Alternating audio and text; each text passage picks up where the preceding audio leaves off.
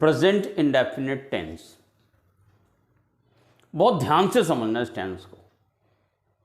एक ये टेंस है, एक पास्ट इंडेफिनिट टेंस है। अगर आप दोनों टेंसेस को बहुत अच्छे से समझ गए तो बाकी टेंसेस आपको बड़े आसानी से आ जाएंगे। ठीक है, पूरा कंसंट्रेशन, गंभीरता से। वंस फॉर ऑल, एक बार हमेशा के लिए सीखने की कोशिश करो। ठीक है, क्योंकि बार बार अगर हम चीज़ों को करते हैं, एक चीज़ हम 4 बार में सीखेंगे, 4 अटेम्प्ट में अगर हम एक बार सीखते हैं, एक बात को सीखते हैं, तो क्या हमारी लाइफ 4 गुना बढ़ने वाली है? अगर हम 70 साल जीते हैं तो 4 से 28 280 साल जिएंगे क्या? नहीं। तो हमें 1 अटेम्प्ट में उसको समझ के ख़त्म करना है। समझो साइड करो, समझो साइड करो। Now you see. पहला टेंस था हमारा प्रेजेंट टेंस।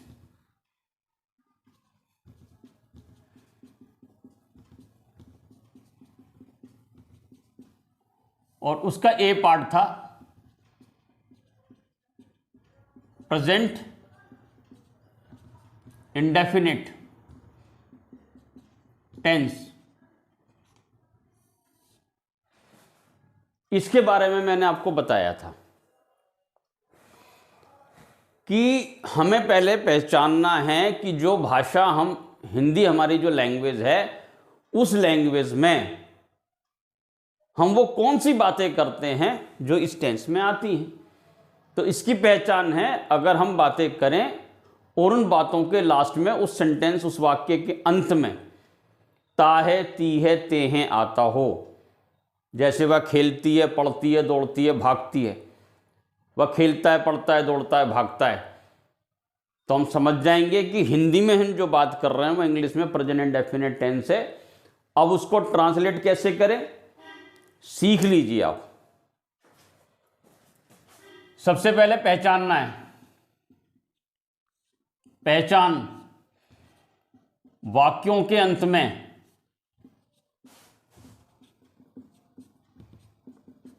ता है, ती है, ते हैं, ताहूं, ते हो। अगर ये सब एंड में आए हिंदी में तो हम समझ जाएंगे हम प्रेजेंट इंडेफिनिट टेंस में बात कर रहे हैं। अब उसको हम ट्रांसलेशन करना सीखते हैं। देखिए, वर्ब, वर्ब का मतलब क्या है? जो कुछ भी आपके पास हो रहा है, आपके आसपास जो भी घटित हो रहा है, जो भी क्रिया हो रही है, जो भी एक्शन हो रहा है, उसको हम कहते हैं वर्ब। जैसे मैं आपको टेंस सिखा रहा हूं, आई एम टीचिंग यू, तो मैं टीच जो है वो क्या है? वर्ब है, क्रिया है, एक्शन है। आप सुन रहे हैं, सुनना भी एक एक्शन है। तो यानी कि जो भी बात हुई उसको वर्ब कहते हैं। तो सबसे पहले जो भी बात हुई है उसमें समझना कि उसमें कौन सा एक्शन हुआ है, कौन सी क्रिया हुई है, उसको हम वर्ब कहते हैं। अब उस क्या करना है हमें उसकी इंग्लिश बनाने के लिए? तो जो भी वर्ब है उसकी जो पहली फॉर्म है उसमें हमें क्या करना है? एस लगाना है। क्या लगाना है? एस। कोई आईएनजी नहीं, कोई सेकंड फॉर्म नहीं, कोई थर्ड फॉर्म नहीं, एस लगाना है। कुछ वर्ब ऐसी होती हैं, गो, तो ये गोज हो जाता है, या डू होता है तो ये डज हो जाता है। तो यानी कि मैक्सिमम जो वर्ब हैं उसमें एस लगेगा, जिनके लास्ट में ओ है उसमें लगेगा ईएस। कुछ ऐसी वर्ब हैं जैसे क्राई, ट्राई, तो क्राई में वाई हटकर आईएस लग जाता है, ऐसे ट्राइज में। तो यानी कि कुछ ऐसी वर्ब्स हैं जिनमें आईईएस भी लगेगा, और आईईएस। कुछ ऐसी वर्ब हैं स्ट्राइफ या ब्रीफ, तो ये स्ट्राइव्स हो जाता है। और ये ब्रीव्स हो जाता है। यानी कि कुछ ऐसी भी वर्ब होंगी जिनमें VES लगेगा, ठीक है। कुछ ऐसी वर्ब होती है match, MATCH,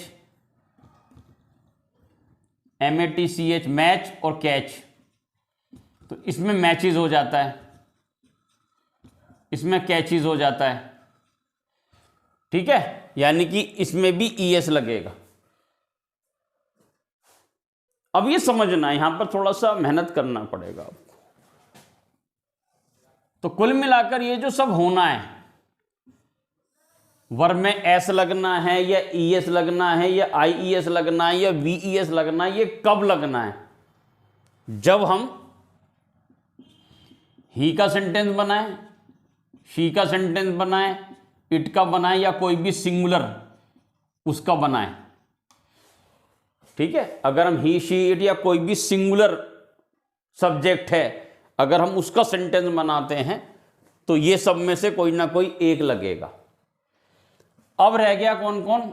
I, we, you, दे, या जो प्लूरल हैं, प्लूरल ज्यादा। जैसे सिंगुलर में भी मैं अगर जोड़ दूं चाइल्ड, गोट, इसमें चिल्ड्रन, बॉयज, तो ये प्लूरल हो गया। अगर आई और वी और यू, दे या प्लूरल का अगर आप सेंटेंस बनाते हो तो उसमें ओनली वर्ब लगेगी, यानी कि उसमें एस ये सब लगने की जरूरत नहीं है। दोबारा बता रहा हूं, ही, शी, इट या जो भी सिंगुलर है उसमें ये सब लगेंगे। इनमें से कौन सा लगेगा वो इन पर डिपेंड करता है। अगर इनमें से ना हो तो ओनली एस लगना है, लेकिन कब लगना है? जब ही का, शी का, इट का या कोई भी जो सिंगुलर है उसका हम सेंटेंस बनाते हैं। अगर हम आई, वी, यू, दे या जो ज्यादा हैं जैसे चिल्ड्रन, बॉयज, इनका सेंटेंस बनाएंगे तो सिर्फ वर्ब लगेगी, इनमें से कुछ भी नहीं लगेगा, ओनली वर्ब लगेगी, ठीक। अब बात आ गई कि सर इसमें आपने हेल्पिंग वर्ब नहीं बताई, तो मेरी बात को ध्यान से सुन लो। प्रेजेंट इंडेफिनिट टेंस और पास्ट इंडेफिनिट टेंस में जब हम एफर्मेटिव सेंटेंस बनाते हैं तो हेल्पिंग वर्ब नहीं होती। जब नेगेटिव सेंटेंस, फिर उसके बाद इंटेरोगेटिव सेंटेंस और इंटेरोगेटिव एफर्मेटिव सेंटेंस जब हम बनाते हैं तब जाकर हेल्पिंग वर्ब लगती हैं। और बाकी इन दोनों टेंस के अलावा जितने भी टेंसेस हैं सब में आपको हेल्पिंग वर्ब स्टार्टिंग में मिलेगी। थोड़ी सी मेहनत इन दो टेंस में कर लो, प्रेजेंट इंडेफिनिट में, पास्ट इंडेफिनिट में। मैं आपको डैम श्योर होकर बोल रहा हूं, आपको ये टेंसेस जबानी आ जाएंगे, मुंह जबानी, फटाफट खटाखट खटाखट बोलोगे, ठीक है।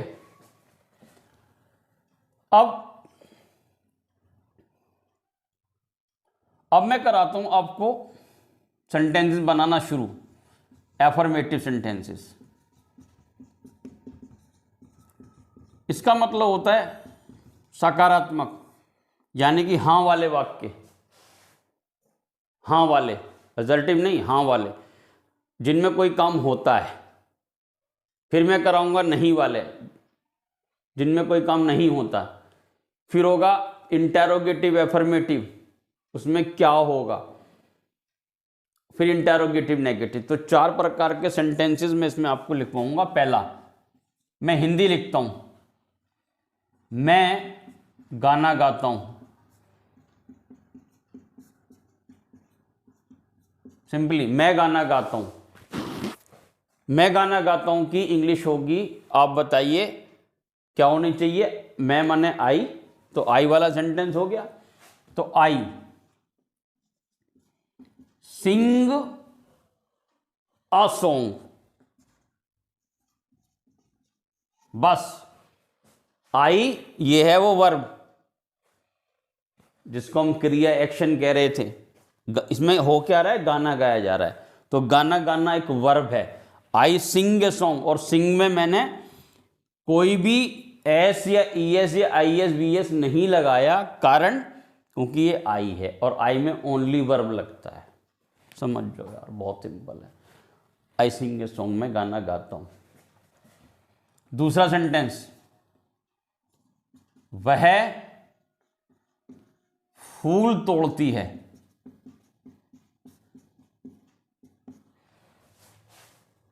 तो ये हो गया शी। अब शी वाला सेंटेंस है, ध्यान रखना, शी वाला। तो फूल तोड़ने को कहते हैं प्लक, तो शी प्लक्स द फ्लावर्स। अब दा क्यों आया, क्यों आया दा? अगर आप ये सीखना चाहते हो तो ए एंड द, इनको आर्टिकल्स कहते हैं। इसके लिए मेरा एक सेपरेट वीडियो है, वो आपको देखना है। मेरे सारे वीडियोस देख डालो, सब बहुत कुछ आ जाएगा आपको, आई एश्योर यू। ये दो सेंटेंस हो गए। अब इन्हीं दो सेंटेंसेस का मैं आगे नेगेटिव बनाने की कोशिश करता हूं। Just wait for a minute.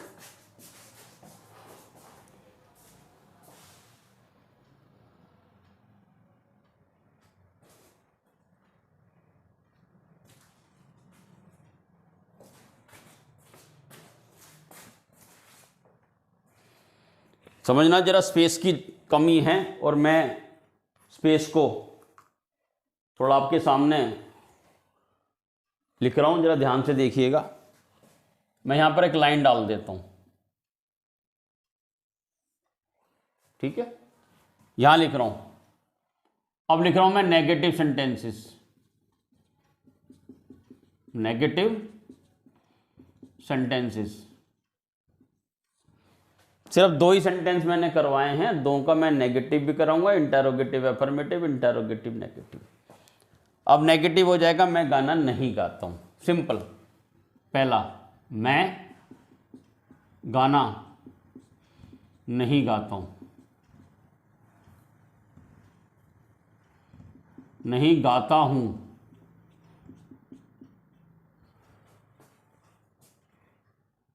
तो मुझे आपको हेल्पिंग वर्ब बतानी थी यहां पर, ठीक है? तो मैं समझा देता हूं आपको, एक बार मैं इसको मिटा रहा हूं। नेगेटिव सेंटेंसेस में पहले हेल्पिंग वर्ब, क्योंकि मैंने बोला था नेगेटिव से स्टार्टिंग होगी, हेल्पिंग वर्ब। इसमें लगेगी डू नॉट और डज नॉट, ठीक है? अब मैं बता देता हूं, ये लगेगा आई के साथ वी, यू, दे, प्लस में कोई भी जो प्लूरल है, और डज नॉट लगेगा ही, शी, इट, या प्लस में कोई भी सिंगुलर है। मेरी बात को ध्यान से समझना। डू नॉट लगेगा आई, वी, यू, दे के साथ। डज नॉट लगेगा ही, शी, इट और कोई भी सिंगुलर है उसके साथ। मैं कारण बता देता हूं, क्योंकि आप इसमें देख रहे थे कि जो ही, शी, इट है उनमें ये सब लगता है, एस या ई एस या आई एस। तो ये ही, शी, इट के साथ ही डज में ई एस लग गया, तो अब वर्ब में से हट जाएगा। बस इतना ध्यान रखना है आपने।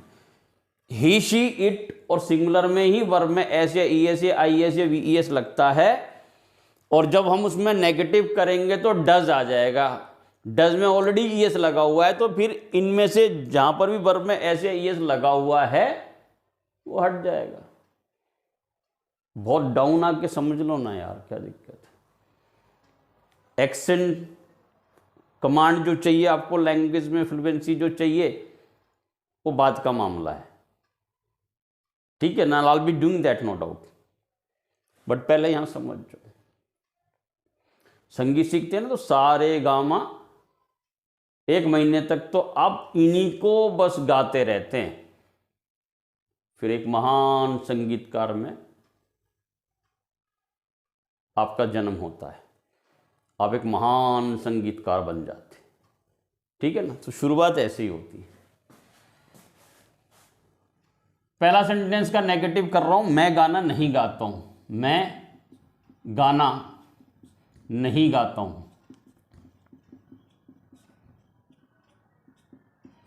सिर्फ 2 ही सेंटेंस से आपको मैं समझा रहा हूं, स्पेस की कमी है, वीडियो भी लंबा हो जाएगा। मैं गाना नहीं गाता हूं तो सिंपली हो जाएगा आई, और इसमें डू नॉट लगना है। मैंने बता रखा I do not sing a song, बस कुछ भी नहीं किया मैंने, खाली नोट नहीं, I do not sing a song. फिर दूसरा है वह फूल नहीं तोड़ता है, नहीं तोड़ती है,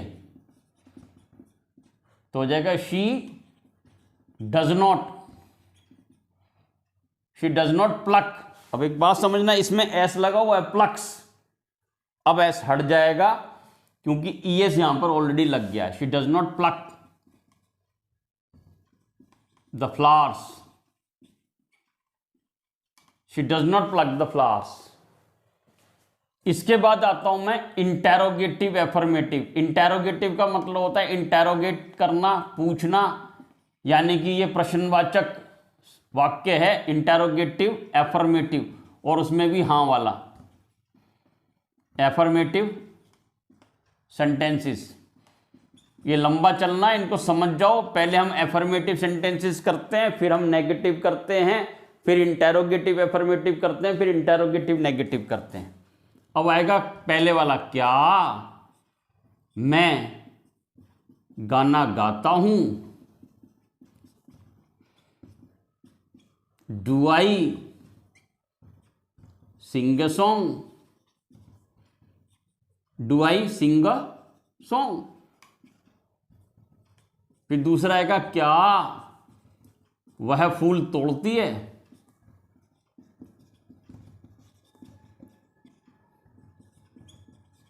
does she pluck the flowers, question mark. अब एक बात समझ लेना, डज लगते ही वर्ब में एस या ईएस या आईएस सब हट जाएगा, यानी कि जो एस या ईएस है वो एफर्मेटिव में लगना है, वो भी ही शीट के साथ, और नेगेटिव में डज नॉट उसकी जगह ले लेगा तो वो बिल्कुल प्लेन हो जाएगी, उसमें सब हट जाएगा, ओनली वर्ब आएगी। ईएस इसमें चला गया, एस कह लो ईएस कह लो, बस डज लगते ही नेगेटिव में डज लग गया, वर्ब में से एस हट गया। बस इतना सा ध्यान आपने, इस टेंस में और कुछ भी नहीं है, सिर्फ आपको ये याद रखना है कि वर्ब में से जैसे ही डज नॉट लगेगा, ही शीट और सिंगुलर के साथ डज नॉट लगते ही या डज लगते ही आपको वर्ब में से एस हटा देना है। बाकी आई वी यू दे के साथ तो लगता ही नहीं है, ना हटाना है। यार इतना सा कर लोगे तो सब हो जाएगा। इतना ही तो नहीं कर रहे हैं बच्चे काफी टाइम से, ठीक है। फिर आएगा interrogative negative. Interrogative negative sentences. पहला, क्या मैं गाना नहीं गाता हूं, do I not sing a song. दूसरा, क्या वह फूल नहीं तोड़ती है, does she not pluck the flowers, pluck the flowers, question mark, ठीक है। सिंपल सिंपल सिंपल सिंपल आपको कहना पड़ेगा सिंपल। कारण ये है, अगर आप सामने वाले को कम आंक लोगे, आपका कॉन्फिडेंस बढ़ेगा, कुछ नहीं है। ठीक है, बस सीखना शुरू आज आप अगर शुरू कर रहे हो तो आपकी पढ़ाई की शुरुआत आ जाए, और 1 करोड़ साल बाद करोगे तो 1 करोड़ साल बाद, इट्स अप टू यू।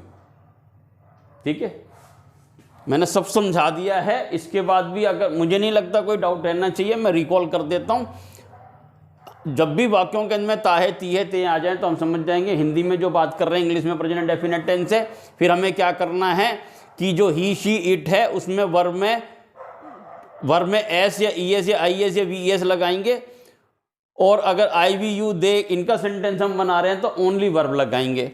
मैं गाना गाता हूँ सिंग ए सॉन्ग, वह फूल तोड़ती शी प्लक्स द फ्लावर्स। अब ये जो एस लगा है फ्लावर्स में, ये प्लूरल के लिए, वर्ब वाला तो ये है। तो नेगेटिव में क्या होगा, डू नॉट और डज नॉट। डज नॉट लगना है ही शीट और सिंगुलर के साथ, जैसे डज नॉट लगना वर्ब में से एस हटना है। इतना काम आपने करना है, बार बार बोल रहा हूं, डज नॉट लगाओ एस हटाओ, ठीक है ना। डज नॉट हटाओ, सॉरी डज नॉट लगाओ और वर्ब में से एस हटाओ, बस इसको समझ लेना। डज लगाओ वर्ब में से एस हटाओ, डज लगाओ वर्ब में से एस हटाओ, या ई एस हटाओ या आई एस। जब भी मैं एस बोल रहा हूं तो सिंबॉलिक है, एस का मतलब चाहे आई एस बी एस जो भी है वो हटाओ। डज लगाओ, एस या ई एस या आई एस या वी ई एस हटाओ, इसको दिमाग में सटाओ, take it in your mind. कुछ नहीं है ये, ओपन कर लो माइंड को। 3 से 6 साल में नहीं कर पाए ना, आप कर लेना। Thank you so much. C